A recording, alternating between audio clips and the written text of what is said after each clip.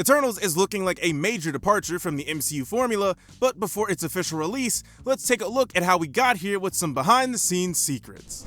Now, a bombshell secret is usually just something people say to sound like something is more important than it actually is, but this time it's actually a really good way to describe it, since during the filming in the Canary Islands, they actually found a bomb. Luckily, this wasn't some nefarious attack by a supervillain and was just a relic of a dark past that was lying there for 70 plus years. They got it taken care of pretty quickly, as reported by The Sun, with someone close to the situation saying that some of the biggest stars in the world were on set and nobody was taking any chances. Fortunately, experts dealt with it. Even when the actors aren't even doing a stunt, their job can still be pretty dangerous for people who dress up as a living. Now, from World War II bombs to fights over the script, Salma Hayek and Chloe Zhao had a lot to work through, as reported in by The Insider initially, as Hayek says that I had some problems with the script and we got into a serious fight at my house, and even followed up saying that the people outside my house were calling it a fight because we were kind of screaming. We continued to talk and it went on for a long time. The people outside were so nervous that I was gonna get fired. It's not like butting heads isn't common in the industry, but coming to a middle ground and resolution where both people feel good about moving forward, especially after some, let's say, very spirited talking, is a good indication of the passion that both of these women feel about the project. Hopefully, a lot of that passion was able to make it onto the screen, too.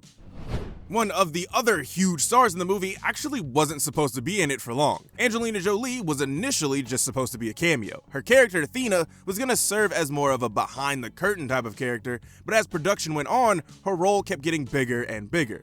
A big part of that came from her wanting to really set Thena apart from her other action roles. From comicbook.com, the other producer who isn't Kevin Feige, Nate Moore, said she's been through it with Salt and with Tomb Raider and Gone in 60 Seconds, all these movies, and we sort of collaborated with her and our stunt coordinator to create a movement style that did feel different because she has done so much. I don't know what a unique movement style is going to look like, but if it's like that weird sand dance from Dune, I'm all for it. With the Eternals being a brand new group of superheroes in the MCU and them not being the most popular group either, Zhao was able to change some details from the comics to her adaptation. One of those changes is that now Makkari is deaf. That change was made to reflect the actress that plays her, Lauren Ridloff. Now, some people tend to get up in arms about changes, but this one seems to be done more subtly, and instead of it being a large part of her character or the story, Moore, this time reported on by People, said that it's just presented as who she is, and in talking with her, she didn't want the movie to have to stop to address it. The world is a diverse place, and if the Eternals are supposed to reflect that since they've been here for thousands of years watching humans, then there's really no harm in reflecting that. Now, from the newcomers to the MCU, let's talk about someone who's actually been a part of it before. So in the much-loved and highly rated Captain Marvel that no one has anything bad to say about, Gemma Chan played a character named Minerva. Now, Minerva got shot down and is presumed dead, so there's really no worry about the characters ever meeting up. And this isn't even the first time that someone in the MCU has played two different characters either, with Kenneth Choi and Laura Haddock playing characters that look no different, but are in completely different time periods. Since Minerva was blue and wasn't that integral to the plot, while it is kind of weird, it's not like a major thing that will take the average person out of this movie.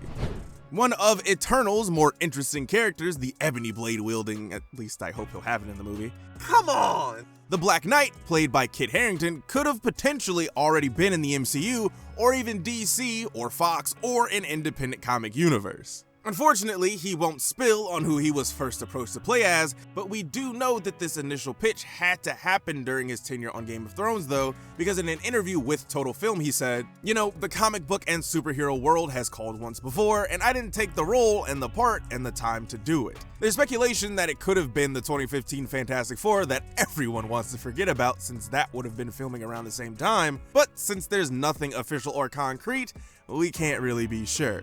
If it was Double F 2015, he sure dodged a bullet on that one, but with how some people reacted to Game of Thrones ending, it would have been a rough time for him either way.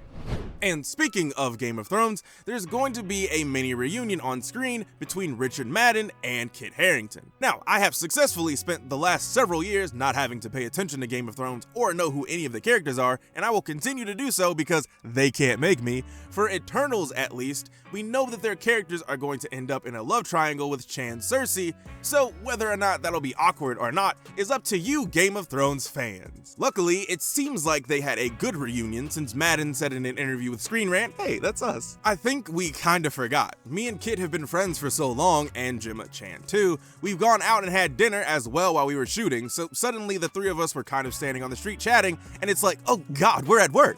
Sounds like they have great chemistry, and since the triangle should be a central part of the story, hopefully that also translates well on screen.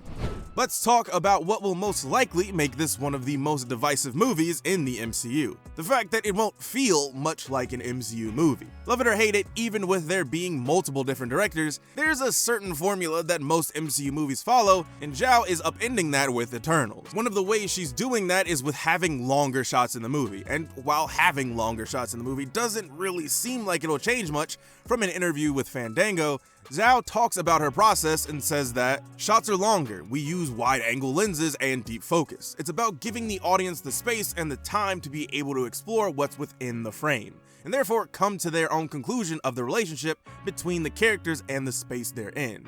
For me, I think this is one of the first times I've heard a director of the MCU talking about the actual technical aspects of filmmaking that isn't just saying, we want the audience to feel this and the characters are going through this. It'll be interesting to see if the audience responds well, and if they do, then it'll be interesting to see how much more experimental MCU directors will get to be in the future. Now I just have to keep my fingers crossed for Multiverse of Madness actually living up to that title.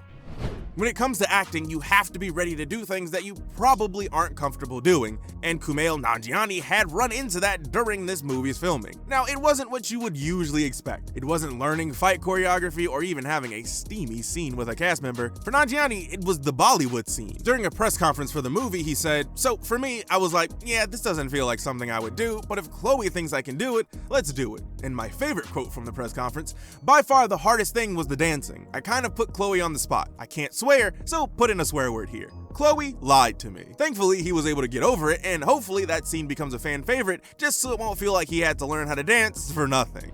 Finally, let's end on some of the potential ways that the movie could have went in for the post-credit scenes, and don't worry, the writer didn't even give us enough info to spoil anything, but I think it's important just to see how much things can change on projects like these. So in an interview with metro.co.uk, Cass Furpo said that the other 9 possible versions of this ending, they just told different stories, they chose different characters, they introduced different ideas, and so a big part of it for us was, where do we want to go next? This ties into how Zhao has also dispelled rumors that creative control is outside of directors' hands. The reason that I wanted to include this was because it shows that even something like the end credit scenes are combed over and over until they find one that works for the movie, and it shows that they aren't already decided beforehand.